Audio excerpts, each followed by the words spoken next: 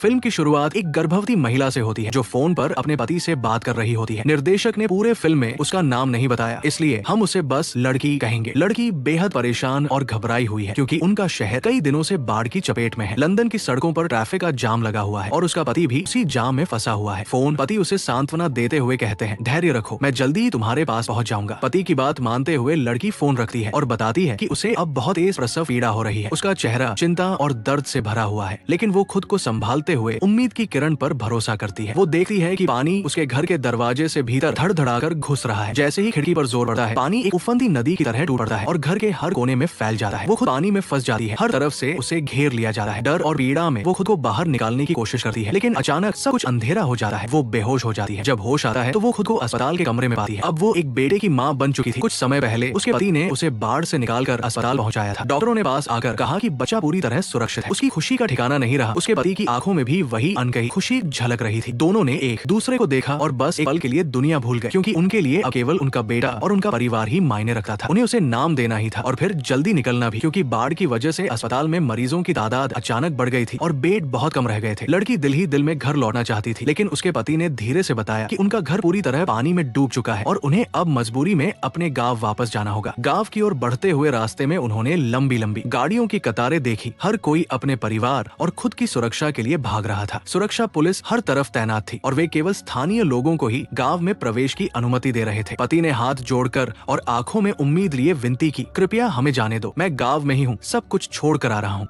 मेरे माँ बाप वही रहते हैं। उसने कहा। शुरू में अधिकारी उसकी बात पर ध्यान नहीं दे रहे थे, लेकिन जब उसने बताया कि उसके घर में एक अभी अभी जन्मा बच्चा है तो उन्होंने सहमति दे दी और आगे जाने की अनुमति दे दी। अंततः वे अपने गाँव लौट आए। बच्चे के माता पिता ने उनका दिल से स्वागत किया और अपने नन्हे पोते को देखकर खुशी से झूम उठे। उन्होंने बताया कि वे कुछ हफ्तों तक आराम से रह सकते हैं, क्योंकि उन्होंने पहले ही पर्याप्त खाना और पानी जमा कर रखा था। इस दौरान लड़की के पति ने देखा कि पास ही एक घर खाली पड़ा है और उन्होंने सोचा कि अगर जरूरत पड़ी तो वही ठहर सकते हैं।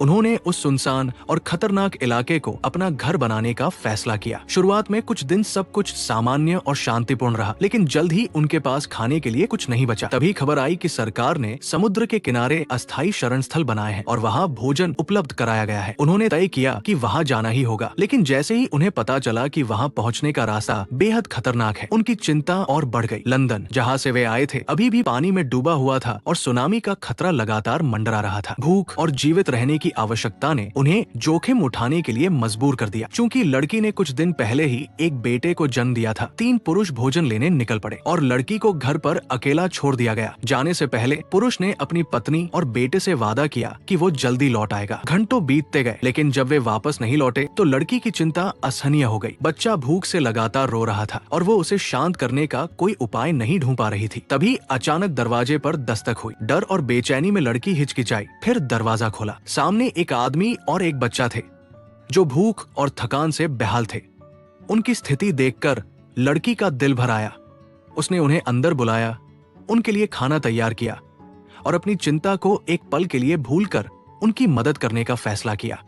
ये वही पल था जब उसने महसूस किया कि कठिन परिस्थितियों में भी इंसानियत सबसे बड़ी शक्ति है। लड़की के पास खाने को बस आखिरी बचा हुआ भोजन था। उसने वही दोनों अजनबियों को दे दिया, इस उम्मीद में कि उसका पति बाहर से कुछ लेकर लौट आएगा। दोनों लोग खाना खाकर चले गए। कुछ देर बाद अचानक घर के बाहर एक गाड़ी आकर रुकी। ब्रेक की आवाज सुनते ही लड़की का दिल जोर से धड़क उठा। जब उसने बाहर झांका तो देखा कि उसका पति गाड़ी से उतर रहा है। उसके कपड़े खून से सने हुए थे। ये दृश्य देखकर लड़की बुरी तरह घबरा गई। वो दौड़कर उसके पास पहुंची, उसे पकड़ लिया और एक के बाद एक सवाल पूछने लगी, लेकिन उसका पति चुप था। उसकी आंखों में अजीब सी खालीपन और डर था। लड़की ने गाड़ी के अंदर देखा। वहाँ लड़के का पिता गंभीर रूप से घायल पड़ा था और उसकी माँ अब इस दुनिया में नहीं रही थी। ये देखकर लड़की वही जमीन पर बैठ गई, जैसे उसके पैरों तले जमीन खिसक गई हो। कुछ देर बाद लड़के ने टूटी हुई आवाज में सब कुछ बताया। उसने कहा कि खाने की तलाश में आए लोगों के बीच झगड़ा इतना भयानक हो गया था कि भीड़ में उसकी माँ कुचल कर मर गई। उसने उसे बचाने की पूरी कोशिश की, लेकिन उस अफरात फरी में वो बिल्कुल बेबस था। उसके पिता ये सदमा सह नहीं पाए। माँ को खोने के गम में डूबकर उन्होंने कुछ ही समय बाद अपनी जान भी ले ली। ये हादसा लड़के की जिंदगी को पूरी तरह तोड़ चुका था। वो अंदर से खत्म हो गया था था। लड़की और उसकी पत्नी ने उसे संभालने की कोशिश की, उसे हिम्मत दी। उन्होंने उसे समझाया कि अब यहाँ रुकना उनके लिए सुरक्षित नहीं है, हालात बदल चुके हैं और अब इस जगह को छोड़ देना ही सबसे बेहतर रास्ता है। सरकारी राहत शिविर में जाने की बात उठी। लड़का पहले से ही अंदर से टूटा हुआ था, फैसला करने की हालत में नहीं था। उसने भारी मन से अपनी पत्नी से कहा, तुम बेटे को लेकर चली जाओ, मैं अपने माता पिता का घर छोड़कर नहीं जा सकता। लेकिन लड़की भी अपने पति को छोड़ने के लिए तैयार नहीं थी। दोनों ने वही कुछ और दिन गुजारे, जब तक कि लड़की अपने साथ लाया आखिरी खाना भी खत्म नहीं कर बैठी। मजबूरी में आखिरकार वे एक राहत शिविर पहुंचे। शिविर में औरतों और बच्चों को तो जगह मिल गई, लेकिन पुरुषों को अंदर जाने की इजाजत नहीं थी। लड़की और उसका बेटा अंदर ठहरा दिए गए और लड़के को बाहर निकाल दिया गया। फिर भी लड़की ने पति के बिना रहने से साफ इनकार कर दिया। दोनों ने तय किया कि वे कार में साथ रहेंगे और खाने के लिए शिविर से ले लिया करेंगे। लेकिन कार में बिताई सिर्फ एक ही रात ने उनकी हालत साफ कर दी। भयानक ठंड थी, कार में रहना नामुमकिन लगने लगा। अगली सुबह जब वे खाने की लाइन में लगे तो भीड़ इतनी ज्यादा थी कि लड़के तक खाना पहुंचा ही नहीं। उसकी पत्नी इधर उधर भटक कर किसी तरह उसके लिए खाने का इंतजाम करने की कोशिश करती रही। इन हालातों ने लड़के को पूरी तरह तोड़ दिया। बेबसी और अपमान से भरकर उसने आखिरकार जाने का फैसला कर लिया और अपनी पत्नी से कहा कि अब वो और नहीं झेल सकता। अपने बेटे की अच्छी परवरिश के लिए अंततः उस लड़की को समझौता करना पड़ा। आखिर वो एक माँ थी। पति के जाते ही शेल्टर उसे बोझ लगने लगा। सैकड़ों लोगों के बीच रहते हुए भी उसके भीतर एक अजीब सी खालीपन था। हर चेहरा अनजान, हर आवाज बेगानी। इसी माहौल में उसकी मुलाकात ना से हुई जिसके साथ 5 महीने का नन्हा बेटा था। ना बच्चों को संभालने में माहिर थी। वो बच्चे को गोद में लेकर सुलाने के तरीके बताती, रोने पर कैसे चुकराना है, सब कुछ धैर्य से सिखाती। उसकी मौजूदगी से लड़की को थोड़ी राहत मिलती। ना बताया करती कि वो कई शेल्टरों में रह चुकी है जहाँ चोरी आम बात थी और खाने के लिए लोग एक दूसरे पर टूट पड़ते थे। कहीं कहीं तो हालात इतने बिगड़ जाते कि लोग जान लेने से भी नहीं हिचकते। इस शेल्टर में कम से कम इतनी दरिंदगी नहीं थी। हाँ, खाने की लाइन में झगड़े हो जाते थे, धक्का-मुक्की होती थी, लेकिन बात बड़े हादसे तक नहीं पहुंचती थी। फिर भी डर यहाँ भी पीछा नहीं छोड़ता था। एक शाम ना ने धीरे से कहा, मेरा एक बहुत अमीर दोस्त है, उसका अपना निजी द्वीप है, पूरी तरह सुरक्षित। अगर हम किसी तरह वहाँ पहुँच जाए तो बच्चों का भविष्य संवर सकता है। क्या तुम मेरे साथ चलोगी? लड़की चुप हो गई। उसका पति उसके साथ नहीं था, वो कहीं बाहर था। कहा, ये भी नहीं पता। दिल हर पल उसी की चिंता में उलझा रहता। वो उसे छोड़कर जाने की हिम्मत नहीं जुटा पा रही थी। अभी कोई फैसला होता, उससे पहले ही एक रात तबाही टूट पड़ी। अचानक गोलियों की आवाज गूंजी, हथियारों से लैस लोग शेल्टर में घुस आए। चीख पुकार मच गई, लोग इधर उधर भागने लगे, बच्चे रोने लगे। उस अराजकता में लड़की ने अपने बेटे को सीने से लगा लिया। अब जिंदा बचना ही सबसे बड़ा मकसद था। हालात अचानक इतने भयावह हो गए कि इंसानियत मानो पूरी तरह टूट गई। लोग बेवजह एक दूसरे पर हमला करने लगे, बेरमी से हत्याएं होने लगी। जहाँ कहीं भी खाने का थोड़ा बहुत सामान दिखता, लोग उस पर टूट पड़ते। पूरे इलाके में डर, चीख पुकार और अराजकता फैल चुकी थी। इसी उथल पुथल के बीच ना और वो औरत अपने बच्चों को कसकर पकड़े, किसी तरह वहाँ से भाग निकले। उनका एक ही मकसद था, किसी भी कीमत पर बच्चों को बचाना। काफी देर तक पैदल चलने के बाद उन्हें एक गाड़ी मिली। उम्मीद जगी, लेकिन वो उम्मीद ज्यादा देर टिक नहीं पाई। जिसने उन्हें लिफ्ट दी उसका व्यवहार रूखा और अपमानजनक था। कुछ दूर जाकर उसने उन्हें सुनसान रास्ते में उतार दिया और बिना पीछे देखे चला गया। रास्ते में खड़ी वो लड़की अंदर ही अंदर टूट रही थी। उसे बार बार अपने पति की याद आ रही थी। अगर वो शरण स्थल लौटेगा तो वो उसे कैसे ढूंढ पाएगी। फिर भी उसने खुद को संभाला और हिम्मत बटोरी। उसने ना से कहा, जब इतना कुछ सहकर यहाँ तक आ गए हैं तो अब रुकना नहीं है, मजबूती से आगे बढ़ना होगा। जिंदा रहना सबसे जरूरी है, बाकी सब बाद में। उसके शब्दों में डर भी था, लेकिन उससे ज्यादा जीने की जिद। चलते चलते उन्हें एक मकान दिखा। अंदर एक युवक अकेला रह रहा था। उसकी आंखों में भाव नहीं थे, फिर भी उसने उन्हें भीतर बुलाया और खाना दिया। उस बेरहम दुनिया में ये किसी चमत्कार से कम नहीं था। रात को तीनों आग के पास बैठे, बातें की, अपनी अपनी कहानियां सुनाई। लड़की की कहानी सबसे दर्दनाक थी। बाढ़ में पुल टूटने से उसका पूरा परिवार खत्म हो गया था, सिर्फ वही बची थी। सुबह जब वे जागे तो देखा कि वो युवक चुपचाप जा चुका था, मानो कभी था ही नहीं। उसने जाते जाते उनके लिए एक छोटा सा नोट छोड़ दिया था। उस कागज के टुकड़े में लिखा था कि अगर वे उत्तर दिशा की ओर बढ़े तो समुद्र किनारे उन्हें कई नावें मिल जाएंगी जो उन्हें सुरक्षित उनकी मंजिल तक पहुंचा सकती है। ये पढ़कर दोनों की आंखों में एक साथ उम्मीद की चमक लौट आई। ऐसा लगा मानो अंधेरे के बाद अचानक रोशनी दिख गई हो, जैसे जिंदगी ने फिर से उन्हें अपनाने का फैसला कर लिया हो। वे उसी दिशा में निकल पड़े और उस किनारे पर पहुंच गए जहां नावें आने की बात कही गई थी। पूरा दिन बीत गया, सूरज सिर से ढलकर समुद्र में समाने लगा, लेकिन कोई नाव नजर नहीं आई। धीरे धीरे दिल बैठने लगा और मन में डर घर करने लगा कि कहीं ये आखिरी उम्मीद भी न टूट जाए। ठीक उसी वक्त दूर क्षितिज पर एक छोटी सी नाव दिखाई दी। नाव को अपनी ओर आते देख दोनों की सांसें थम गई, फिर अचानक खुशी से भर उठी। वे एक दूसरे को देकर रो पड़े। नाव पास आई और वे जल्दी से उसमें सवार हो गए। अब ना अपनी दोस्त के द्वीप की ओर बढ़ रही थी। इस बार किस्मत ने धोखा नहीं दिया, ना कि दोस्त ने उन्हें बेहद प्यार और अपनापन दिया। बहुत दिनों बाद उन्होंने भरपेट खाना खाया। उस रात लंबे अरसे के बाद उन्हें सुकून की नींद नसीब हुई, लेकिन उस औरत के दिल में फिर भी एक खाली जगह थी। उसे अपने पति की याद हर पल सताती थी। उसे लगता था कि सब कुछ छूट गया है, उसका घर, उसका परिवार, उसका साथी। दिन हफ्तों में बदले, हफ्ते महीनों में। उसका बेटा धीरे धीरे बड़ा होने लगा, लेकिन उसकी उदासी कम नहीं हुई। वहाँ रहने वाली एक बुजुर्ग महिला जो किसी की रिश्तेदार नहीं थी, उसके मन के इस गहरे दुख को चुपचाप महसूस कर रही थी। एक दिन वो आकर उसके पास बैठी। सबने उसे समझाया, बेटी अगर तुम अपने बीते कल में ही उलझी रहोगी तो आज और आने वाला कल कैसे संवार पाओगी। तुम्हारा एक बेटा है,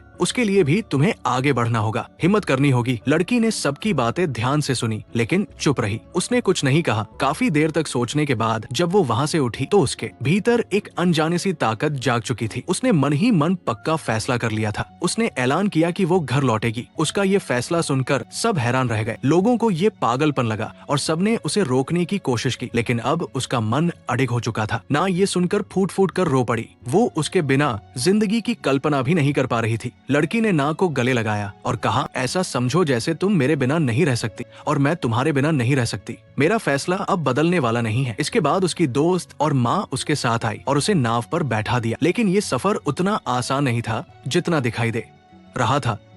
शुरुआत में उसने नाव से लंबा सफर तय किया, मगर रास्ते में ही नाव वालों ने उसे जंगल के पास उतार दिया। अब उसे वो घना जंगल अकेले ही पार करना था।